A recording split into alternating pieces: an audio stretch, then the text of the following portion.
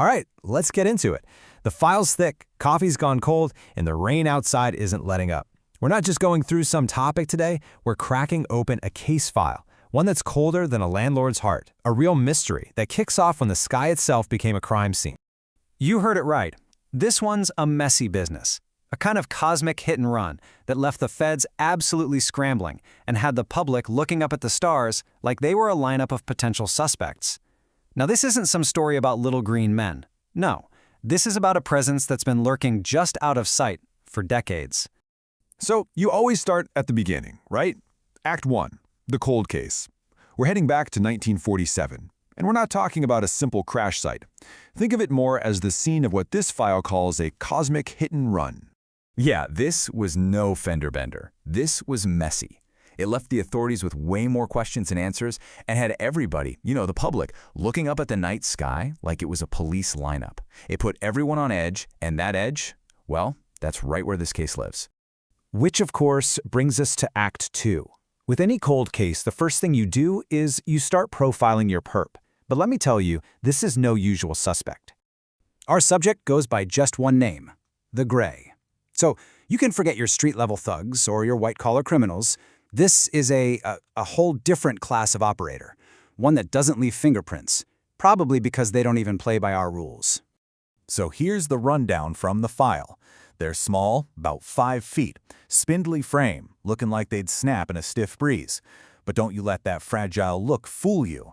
Their whole demeanor is just pure cosmic indifference. The file literally says they look like they've seen the beginning of time and weren't impressed by the opening act. Now that is a tough customer.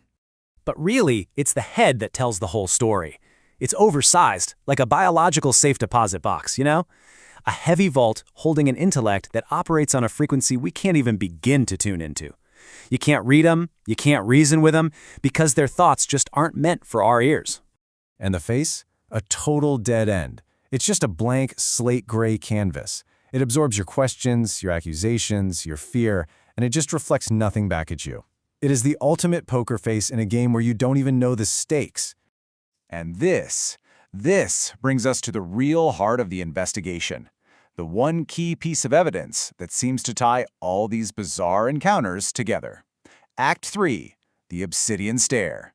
I mean, the source material does not pull any punches here. That stare, it isn't just a look, it's a weapon. A deep, empty gaze that doesn't just see you, it feels like it downloads you. It's the single most consistent detail in every single witness report. And that's really the difference, isn't it? For us, eyes are for seeing. For them, they're surveillance equipment.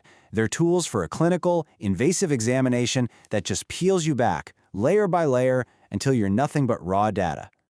And that is why this detail matters so much. It's the through line, the signature.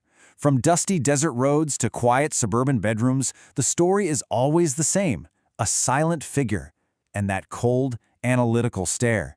It's the calling card they leave at every scene. So that brings us to their method, their MO. Any suspect is defined by how they operate, and this one has a chillingly consistent procedure.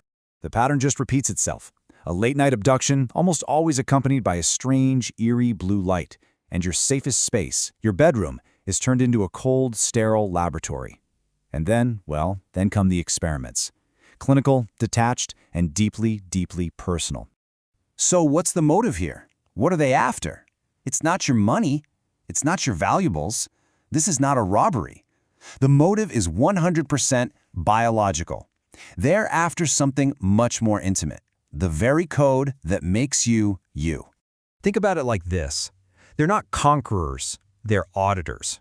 Cosmic accountants, just poking and prodding in our genetic ledger, looking for what exactly? An error? A potential asset? We just don't know. Now, every good investigation needs a lead, right? A trail that heads back to the suspect's turf. Well, Act 5 takes us to the only address we have in this entire case, the Zeta Reticuli Blues.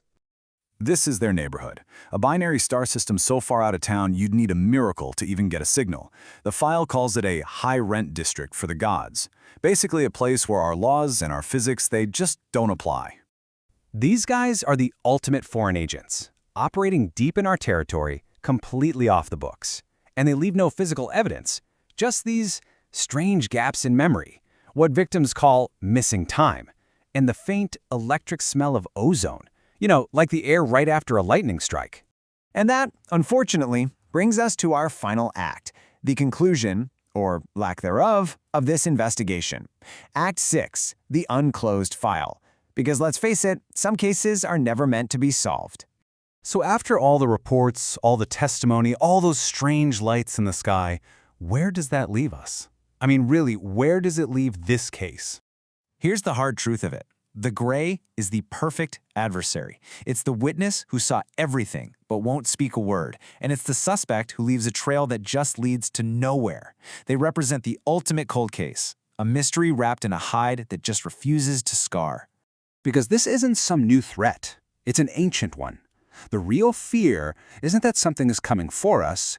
It's the dawning, chilling horror that maybe it's been here all along, just watching from the shadows. The file remains open.